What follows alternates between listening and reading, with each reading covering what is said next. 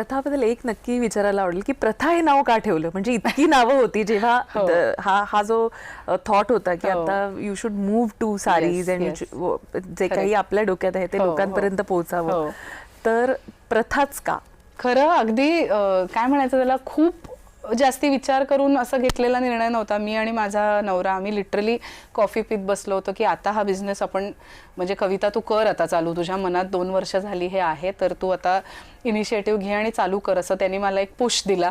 आणि मी म्हटलं की हो आता चालू करायचं असेल तर काहीतरी त्याला आपण एक नाव दिलं पाहिजे. आणि मी म्हटलं की मला असं, माझी आतून इच्छा अशी आहे की आपण हँडलूम साडीजकडे, आपण हँडलूम साडीजच सेल कराव्यात आणि त्याच्याकडे जावं. आणि मग ती आपल्या देशाची खरी ट्रॅडिशन आहे, खूप रिच हेरिटेज आहे, तर असं काहीतरी नाव पाहिजे जे त्याला ऑनर करेल. तर तो म्हणला हो बरोबर आहे, खरंच ही खूप आपली खूपच अमेझिंग प्रथा आहे, आपल्याकडे एवढी मोठी परंपरा आहे. म्हटलं मग हे प्रथा परंपरा हेच मला म्हणायचं आहे. आणि मग त्यातनं असं झालं की प्रथा हेच आपण नाव ठेवू आणि हे अगदी इट गोज विथ इट. पण ऑफकोर्स आज आपण प्रथाकडे बघितलं 10 वर्षांनी तर आमच्याकडे पॉवरलूम साडीज पण आहेत आणि सिल्क नसलेली काही फॅब्रिक्स पण आहेत, जसं की लिनन आहे, टिश्यू लिनन आहे, कॉटन आहे, सिल्क कॉटन आहे, अशी असंख्य फॅब्रिक्स आहेत. पण माझं अजूनही, मला म्हणलीस तर main motivation is handloom sarees. आम्ही का ही सगळी रेंज ठेवली आहे की कोणालाही प्रथामध्ये आल्यानंतर अरे आपल्याला हे काही घेताच येत नाही आहे म्हणून लोकांनी नाराज जाऊ नये, एक गोष्ट. आणि दुसरी गोष्ट, प्रत्येक ओकेजनला साडी घेताना 25,000 बजेट असेलच असं नसतं.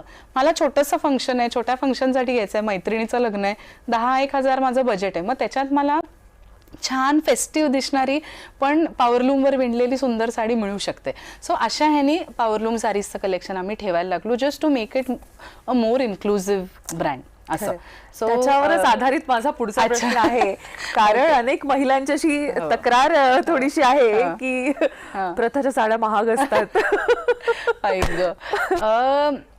असं नाहीये खरं तर. ते थोडं कुठून सुरुवात झाली की बिकॉज मी चालू केलं तेव्हा मी फक्त हँडलूम साडीज विकत होते आणि त्याच्यामुळे असं झालं. आणि नॅचरली कधी पण आपण सुरुवात करताना काय होतं, आपलं सोर्सिंग तेवढं स्ट्रॉंग नसतं, त्यामुळे आपण मिडलमॅनकडनं, होलसेलर्सकडनं घेतो आणि त्याच्यामुळे आपले मार्जिन्स कमी, म्हणजे आपण फिगर आउट करत असतो. आणि म्हणून तेव्हा म्हणजे मी जेव्हा प्रथा चालू केलं तेव्हा माझ्याकडे 15, 16, 17,000 ऑनवर्ड्स अशा साडीज होत्या. कारण मेनली पैठणी, गढवाल, कांजीवरम, बनारसी, इरकल एवढेच 5 प्रकार जास्ती करून माझ्याकडे होते. पण तेव्हा त्यामुळे असं आलं की अरे 15,000च्या आत काही मिळतच नाहीये किंवा 20,000च्या आत मला आवडेल अशी साडीच नाहीये.